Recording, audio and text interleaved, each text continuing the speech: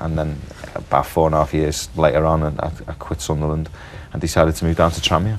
And how did that come about? Was that you again thinking, right, I think it's over, and then Tranmere sort of going, we'll have you, or was your agent that phoned him up and said, look, Jason's looking for a bit more football, are you interested? Yeah, Mick was the manager at the time, and the club was struggling for money, and we went in, my contract was up, and I'd been offered a contract a couple of months before, and I turned it down because I thought we were going for the playoffs and stuff, and I thought we'd get promoted, and I thought I might be able to hang on, and if we go up, you know, do another deal, a better deal.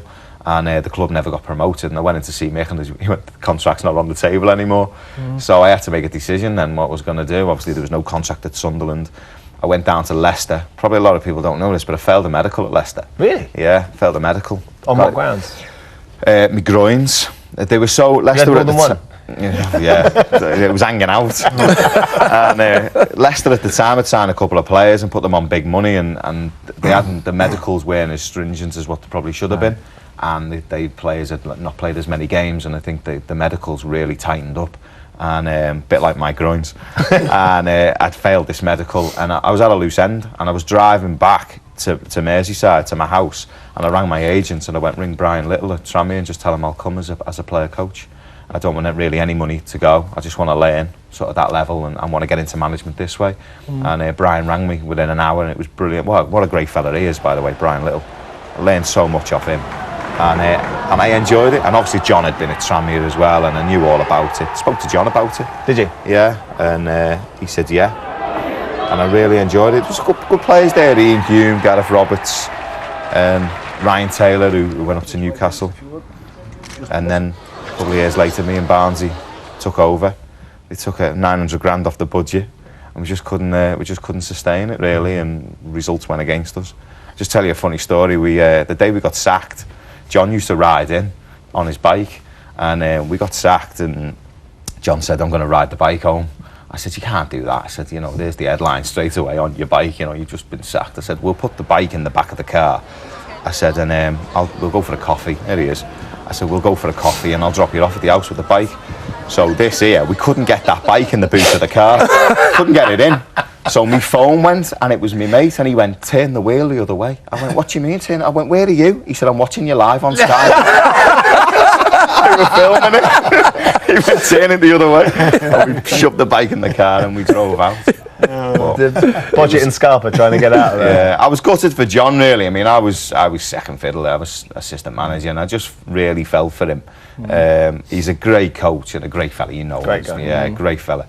But unfortunately, the budget, Peter Johnson took 900 grand off the budget as soon as we went in there, and we just couldn't keep the players we wanted, couldn't attract players to come. And we didn't get too much help from the clubs around as well with loan players, and we had kids on the bench, kids in the team, and the results went against us, like I say, and the fans got disillusioned, and unfortunately we were moved on. John, you had a very busy and successful time at Tranmere, though, as Jason was saying. As a club for you, what was it like being there? It was great. You know, last 10 years of my career, player, manager, and manager. Had some fantastic times, you have to say. You know, and you know, getting them to a major cup final was absolutely tremendous. You know, just leading the team out at Wembley. You know, it just what dreams are made of, and we took Tranmere there, me and my staff, and it's brilliant. And because you've been there as a player, of course. Yeah. Was it different being there as the manager? Or why was it different? More proud. You know, when it's your team you're leading out, you know, there's fireworks going off, and you've got 100,000 people, myself and Martin O'Neill, walking the teams out, and it's just one of the proudest moments of my life. It really was. And you know, we were a lower league side, and we gave a good account of ourselves, you know, on the day. Tremendous to get to there. Ned scored a great goal for us, Dave Kelly there. We went down to 10 men, and it's a funny story actually, because when we went down to 10 men, Clint Hill got sent off. It's the winner coming now from. We had no one on the back post because Clint Hill had been sent off. But they had a player, a Greek player, I think it was Zagorakis, and he was applauding Clint Hill getting sent off, and I'm just, you know me, I'm a bit fiery and, you know, a bit passionate, so I've slapped him. But I didn't realise the Royal Boxing Hall, the FA, just up there looking down at me. I thought, oh no.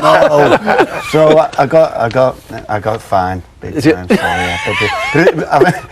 It was a great. I just couldn't understand a player applauding the next player, a young lad at Wembley getting sent off, and it hurt me. And I just give him a little bit of a slap. But, just a little bit of a slap. And you see it great occasion. And you see it all the time now, yeah. Players applauding when saying get a yellow out or a red. Yeah. No, that's horrible to see in the modern days football. You know, the way they feign injury, you know, they con referees, make it harder for referees. But when you see them, you know, doing that, the professionals, you know, you can't do that. It hurts you. But that was one of the most proudest days of my life. What about, we've had this email in, this has come from Andy Futrell, who says, really enjoying the show. Can you ask John if he'll ever go back into management? He is and always will be a Tranmere legend and will be welcomed back with open arms. No, I've had my time. Why not? I got disillusioned in many ways. You know, 5 years, and we had to rob Peter to pay Paul. We talked about it before in them days. And I couldn't build anything. It was always getting dismantled to keep the club afloat, selling the young players to survive. 2 quarter-finals of the FA Cup, a final there. All the revenue was getting took away from me. And you get to you can't sleep, can you? Of a night time, you just can't sleep. It made myself not well, and in the end, I just walked. I couldn't do no more for the club, and really, unless a club would have come back, given me an opportunity, which, you know, you could have took them to another stage, and it never interested me. And now I've built a different niche in the media and stuff, and I'm enjoying my life. We play golf and. People don't realise how hard it is at that level. It's tough. It is so tough. Because you talked a lot about going into management, Jace. Would you? I got disillusioned, like John. Yeah, we're going in at Tranmere. It's just so hard. It's just it's not fair. You don't start on a fair playing field. You know, you are trying to beg, steal, and borrow, aren't you? And it's crazy. You need mates to do deals for you, don't you? Yeah, you're dealing with higher up. Yeah, you need all different animal footballer. You know, they'll move club for 200 quid, which you can understand.